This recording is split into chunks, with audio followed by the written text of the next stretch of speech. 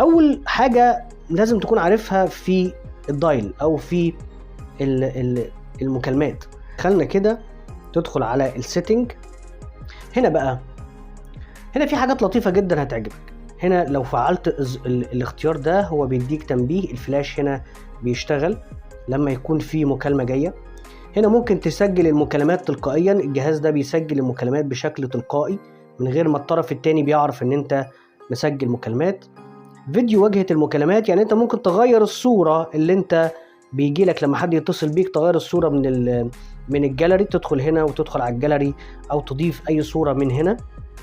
كل الحاجات دي ممكن تكون بسيطة، لكن بقى الحاجات الجميلة جدا في الاعدادات المتقدمة. الاعدادات المتقدمة لما بتدخل فيها بتلاقي شوية حاجات لطيفة بقى.